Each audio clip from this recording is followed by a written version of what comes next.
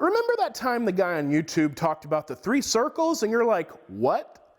We're going to talk about that in today's video.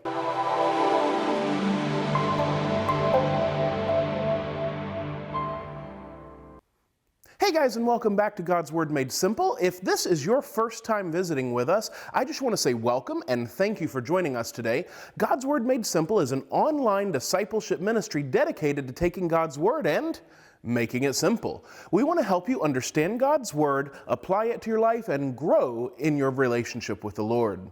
And whether this is your first time here or you've been here many times, if you haven't done it already and you want to make sure you don't miss any videos, make sure and hit that subscribe button, and hey, if you want to, share this video too.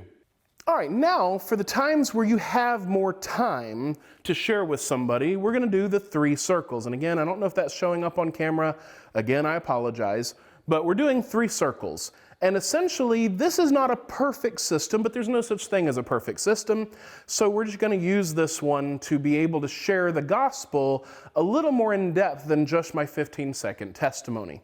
So the very first thing I'm going to do is, it depends on who I'm talking to, right? Some people are gifted at adapting things and some people are not.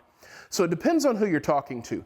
Typically, because I'm a very logical person and I'm also just the person that everybody comes to when they're struggling, typically, I will usually start with brokenness because that's where people are starting in life. So I'm going to start you there, but some people want to go through it logically from the beginning through the end. That's okay too. But basically, you have 3 circles.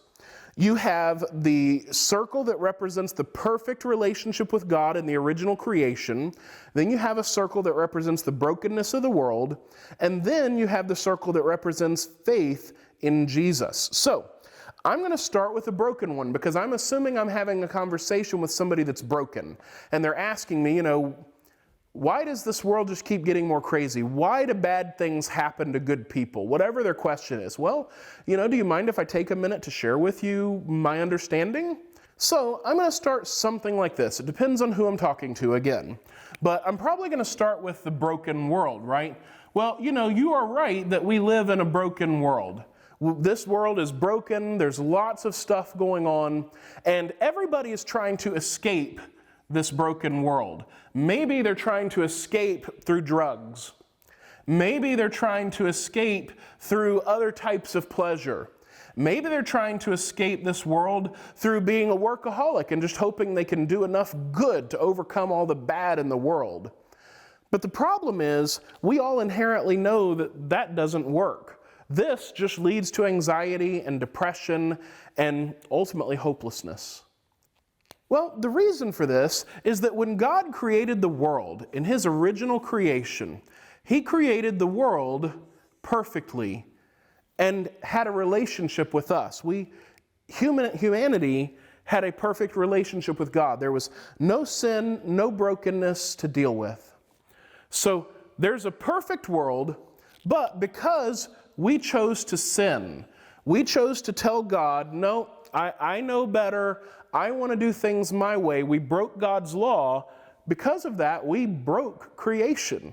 And sometimes I'll make a joke depending on the person, right?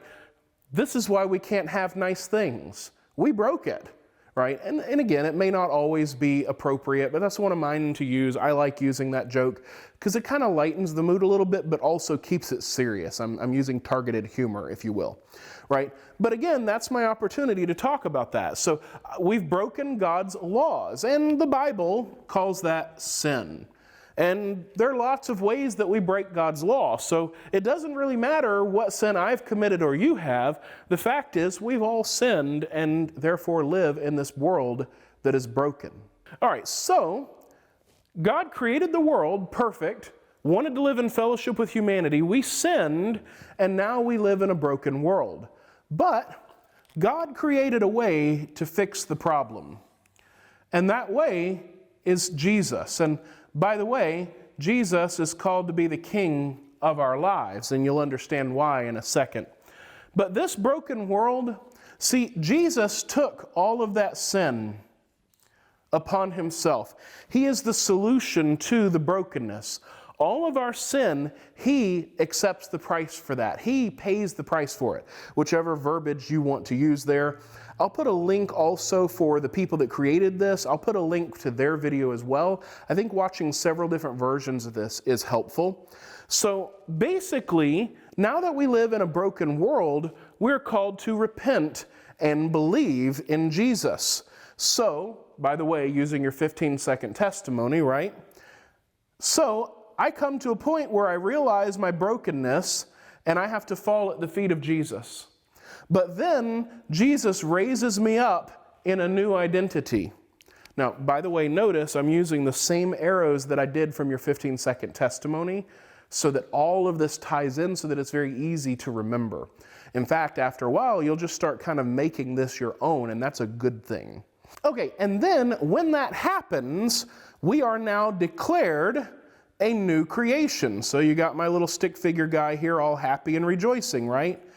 And that puts us back into that original relationship, but actually in some ways even better off, because now we have that direct relationship with Jesus. So we are now in a perfect relationship with God. Now, we will continue to fall into sin even once we're saved.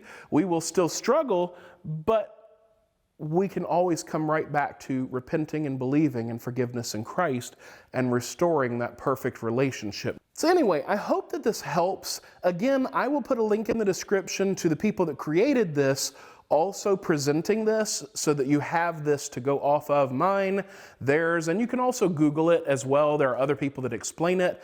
And again, kind of make it your own. Figure out a way that you can naturally express it.